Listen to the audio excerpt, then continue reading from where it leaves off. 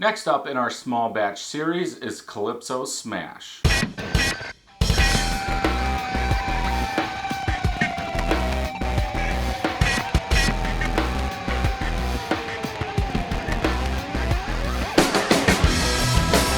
Welcome back, everybody. So today we are going to check out Calypso Smash again.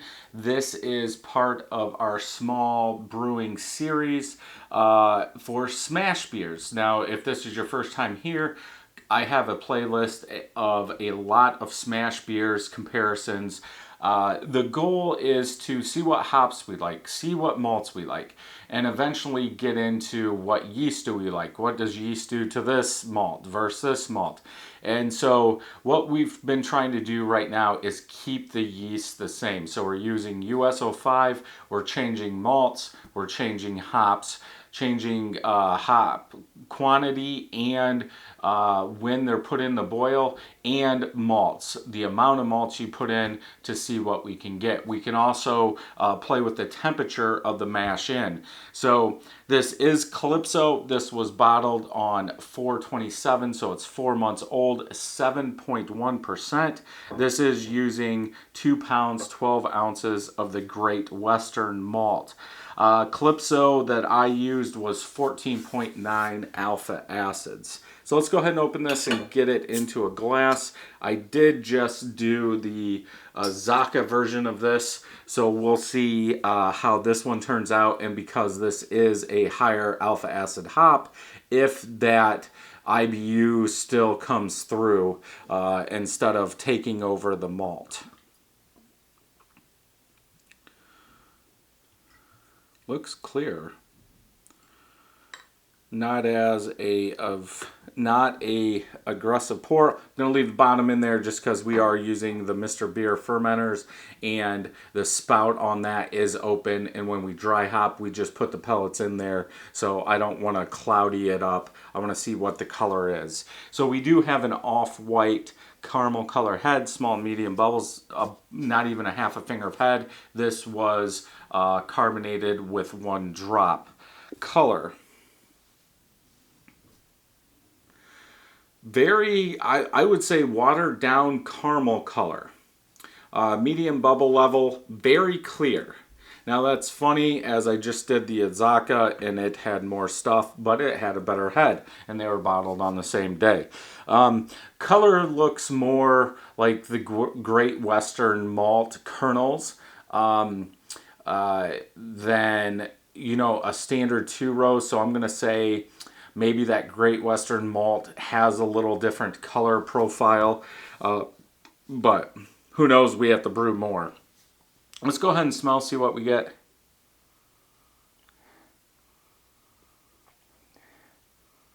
I'm almost getting like a toasted bread, almost like a pretzel with some citrus in there. The Calypso hops from the bag said fruity, I believe.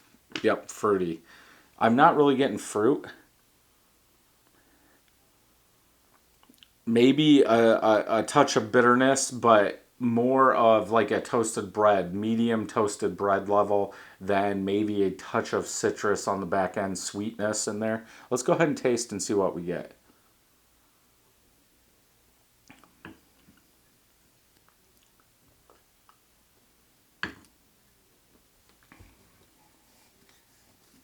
More bitterness, a touch of citrus up front, but then as it goes back, very malty.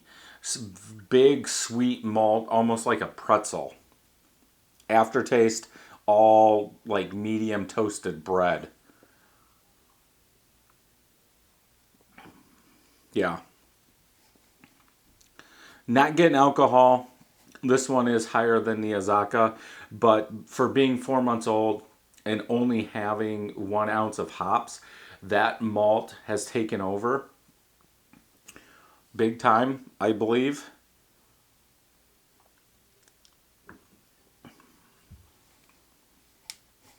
It's got a good taste just because that bitterness, that little bit of citrus that you do get up front does cover up some of that sweet malt. It's almost like that sweet malt wants to kick in, but the alpha acids on the Calypso are like taking it down a notch. I don't know if I'm pretty sure I said it, but the Calypso was 14.9 alpha acid. Yeah, this is totally different than the Azacca version. I don't know if it's from the alpha acids and Calypso having more kind of takes over, as both had the same hop additions. But that profile of that grain that I'm getting does come through in both, and that's what I get out of this. But I get more of that toasted bread, but I don't know if it's because it's in the back end of it or why that is. As the Azacca, I didn't get as much of that toasted bread.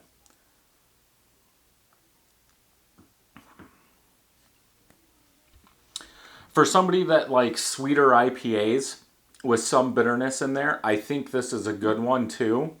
But for my liking, I don't want that sweet malt. I want that sweetness to come from somewhere else, not my malt. And I think it just shows some malts that you use can change over time or change faster than others.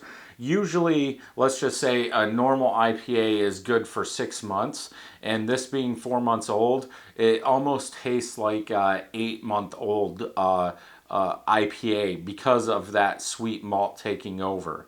I could see the breadiness, toasted bread still in there, but it doesn't seem like it has that punch from the hops that it needs, so it's not balanced at all. But still, that's why we're doing this, to see what we like. The gesture one we did gave off like a sweet honey, almost like a honey water, and we were thinking that could be used to replace honey malt. If you were gonna make, I'm just saying, a New England IPA and you wanted to add a little honey, that malt might be good to use. So in 2 months, you get a little bit of that sweet honey malt in there. But yeah, this one's definitely bringing out more toasted bread.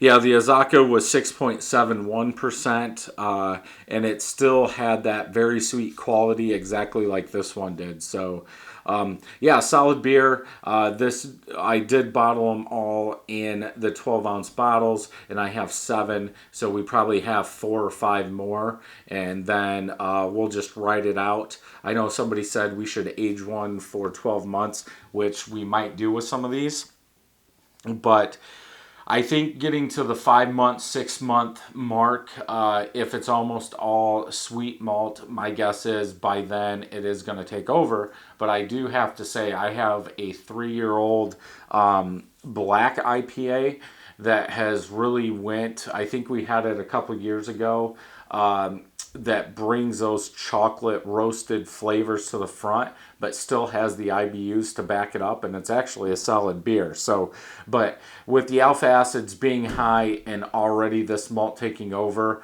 my guess is it's going to be all sweet malt, but we will keep them and see. So if you like this video, thumbs up. If you don't, thumbs down. Make sure you hit that subscribe button and ring that bell so you know when new videos are coming out. And until next time, happy brewing.